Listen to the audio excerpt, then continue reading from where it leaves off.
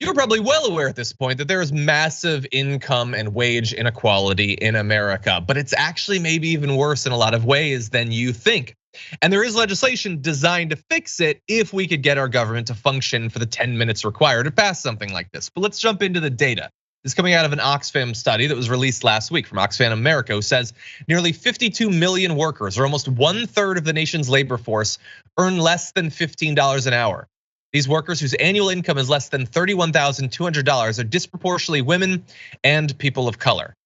And to demonstrate that, while 1/4 of men earn less than $15 an hour, the figure is 40% for women. Half of working women of color reported the same. And the reason that this data is so important is when we have these debates about raising the minimum wage, which commonly is condensed into a conversation about making it $15 an hour, what are the things that you hear from people who don't like that? That's not necessary, because the only people who would benefit from that are people that we shouldn't respect, that don't deserve more money. They're college kids or something like that. These aren't serious workers. Who cares if they don't earn that much? Well, no, a lot of people, tens of millions of workers earn less. And when you break it down into groups like working women of color, the fact that it's half, how is that not a bigger part of the conversation about raising the federal minimum wage, Francesca?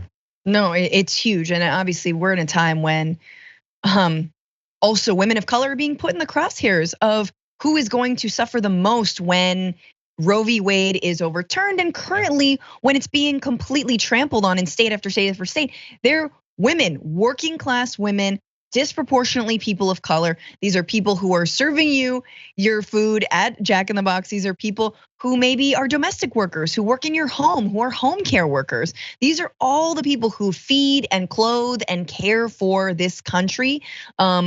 And it's just like, here it slaps you in the face. 1/3 of workers, of all workers. We just come out of a week when the CEO of Applebee's and a head at Applebee's are excited by the fact that gas prices are up, because that means they're gonna squeeze their workers harder. Yep. And the average wage at Applebee's is $11.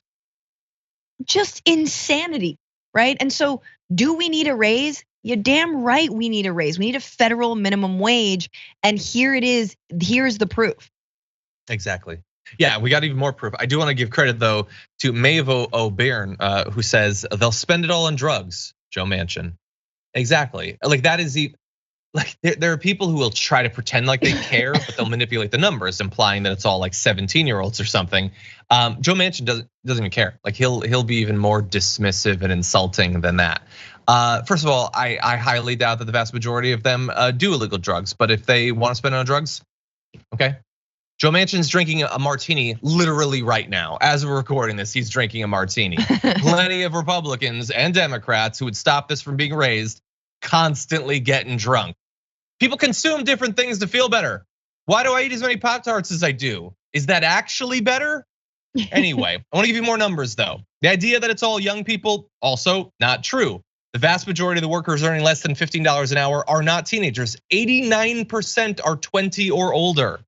And again, even if they were young, they're doing work that merits more pay, but we gotta fact check them when they haven't brought the receipts. Millions of low-wage workers are also parents struggling to raise children on low wages. Among working single parents, 57% earn less than $15 an hour. Wow. And how many of the politicians that would fight raising the minimum wage pretend like they care about families and about kids and all of that fun families, values stuff?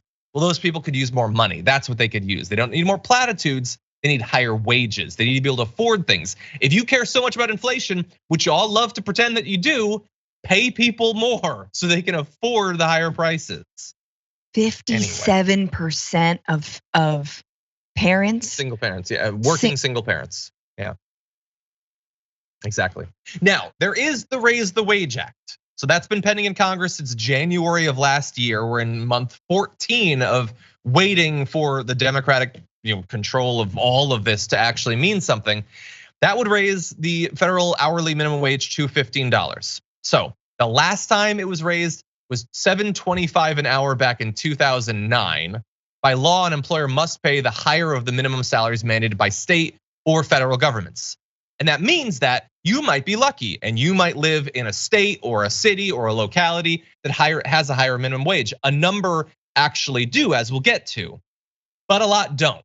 And if you're in a red area, you're even less likely to have a higher wage. In 725, that was not big money back in 2009. And you know how inflation has gone just over the past year. Now think about over 13 years, how much less it's worth now than it was then. Anyway, apparently, according to a report by USA Facts, a worker earning the 725 would have to put in over 73 work weeks worth of shifts to break even with family expenses. And that is not possible. But by the way, you can take a look at some of the geographic differences here, and you're not gonna be shocked by this, but you do need to know it. In Mississippi, 45% of the workforce earns less than $15 an hour. In Puerto Rico, it's 76%. Whereas if you go to Washington State, just 14% of workers earn less than $15 an hour. And you can see it coded, the darker the color, the higher the concentration of low wage workers in a state. And oh, what do you know? The South, and it's Florida, and Texas isn't doing that good. And it's these areas where they do not, like nowhere in America do we really value workers. That's just a part of our political culture, but far less so in those sorts of states, Francesca. Yeah, I mean, and I do think there's a correlation between voting Republican and being an overworked, underpaid person, because you are strapped for time. You maybe were not able to access any kind of higher education. You're maybe strapped with debt, and Republicans love overworked people because they're easy to manipulate, right? And so there is a correlation between having more self-determination and a higher wage and a higher minimum wage and voting Democrat. I'm sorry, and again, Democrats are all kinds of messed up. Like we're a disaster.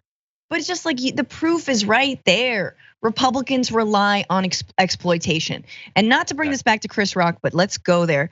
Because you know I'm gonna be team Chris Rock on this debate. If you're gonna popularity contest me, hell no. I Am Legend can go away forever. It's always Chris Rock. He's always been on the side of he's always done political comedy. He's hilarious, he's amazing. He spoke out during the Bush years a lot.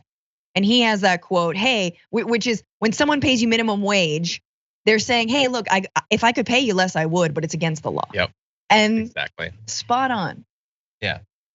Big fan of Will Smith though. But anyway, yes. And by the way, if you live in one of these states and your wages haven't gone up, first of all, many are fighting hard to change that. So thank you. But for those who love the right's way, how you like the obsession with trans people in the bathroom? Is that raising your wages? You're getting really worked up about that. They're talking about it constantly on Fox News. Is that helping your wages? Is that helping you afford health insurance? You gonna buy a house off of blocking trans people from going to your bathroom? Is that how that works?